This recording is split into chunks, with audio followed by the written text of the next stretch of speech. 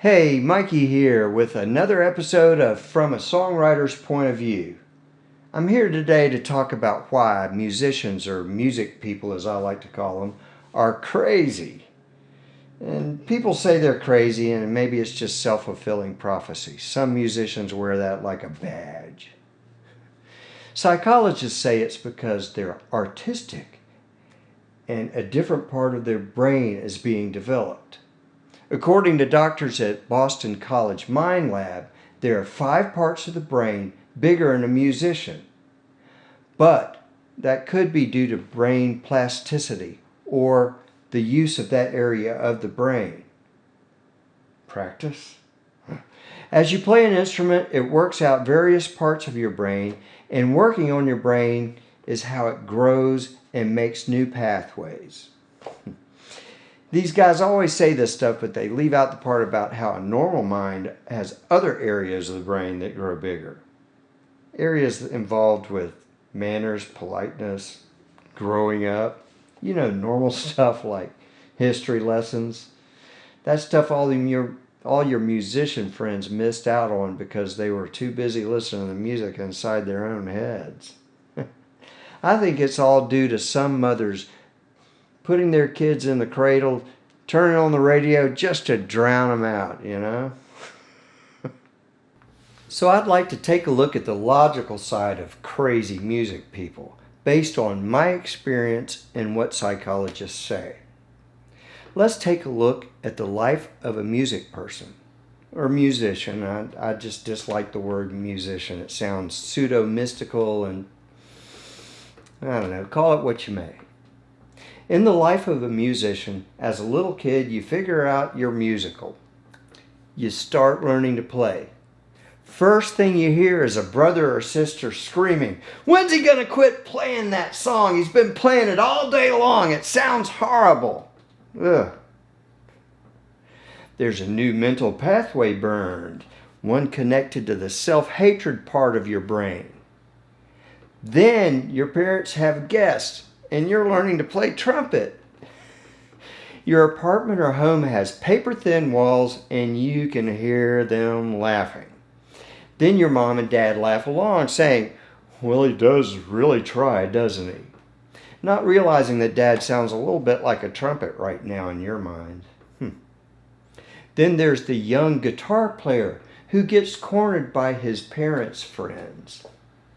At some point, this friend of your parents says, "Your dad tells me you play guitar." You answer, "Well, yes, for 6 months now." Then he says, "Well, play for us."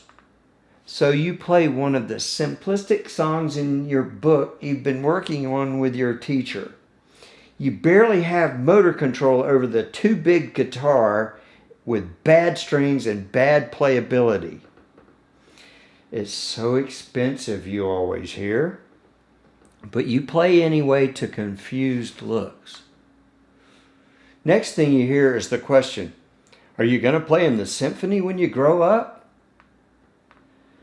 New neural pathway burn from the motor skills part of your brain to the self-confidence part of your brain. You'd like to ask this person if he became a lawyer in 6 months, but you don't have the verbal skills quite yet to use sarcasm. Well, you'll learn as soon as you're through scorching your brain with humility modules. It's here that I want to look at parts of the brain in more detail.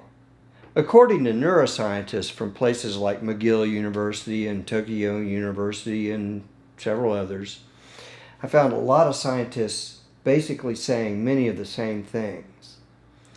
There's part of the brain called the striatum. This is the part of the brain that sends out dopamine. That's the feel-good stuff you always get when you surf the net. We can all use a little dopamine, man. If you are getting monetary, food, or even erotic rewards, you get a jolt of dopamine. Now, of course, this part of the brain sends out dopamine as a result of taking drugs. So, you guessed it, it also sends out dopamine when you listen to a piece of music you really like. Oh, the auditory cortex just loves connecting with my parietal lobe. Whew. Now you understand why musicians keep coming back for more, even though the pay is lousy. Oddly enough, the striatum only seems to send out dopamine when it hears familiar music that it really likes from pathways already burned in the brain. With that, it adds up that people only tend to like the music they first like when they are very young and forming neural pathways to music. Now let's get into the different kinds of musicians or music people. Some play classical piano, some play Skinner, some play accordion, bagpipes, you name it. Then there's the non-playing music people, like sound techs, producers, publishers. All of these music people come from a different training, different background, different histories, and different listening experiences. They play different instruments and songs based on who and what they were raised hearing. So, musicians all hate each other because they rarely like the same music and they don't get high off the stuff you like. So you must be an idiot for liking that lame music. Geez, you wonder if music's all really just horrible. Add to this that if you listen to a group of people talk about a new song that's popular, most of what you'll hear is hatred for the new stuff, like the new hit that the kids all really like. Kids are still forming their musical brain pathways, so they are open to new music. Older people think new music isn't as good as what they grew up with, which really means they aren't getting the dopamine rush from new music anymore. This also means that musicians are stuck forever playing those few songs everyone knows and loves. You wouldn't want to play some of that non-dopamine stuff now, would you? Then comes all the things that happen later in a musical person's life. There's musical education. Classically trained people usually end up teaching, which oftentimes isn't what they wanted. They take their frustrations out on people or students whenever they get a chance. I spent several years managing a music lesson studio. Whew. Musical folks often have to make that grand presentation of their talents, often for people who don't care. Think about how many musical events you've had to go to along with others because someone else likes it. Someone is presenting a new show or the piece they must perform to graduate or many things. Musicians always ask their friends to come listen to them. Never mind what their friends like. Then there's the strife between husbands and wives. Well, what do you say to that? I guess, okay, you want to go see what show? Yes, yeah, okay. There's pop musicians who must stand out, must be different, so they do strange things to try to get attention. If they are in front of the right audience, they're great. If they're in front of people who aren't receptive to anything new and different, they're just plain weird. Jazz players study relentlessly, and the better they get, the smaller their audience gets. Most people get lost when you try to explain the circle of fifths to them. The stuff jazz players do is way beyond what people have the patience for. Then there's the other interesting things that musicians have to deal with.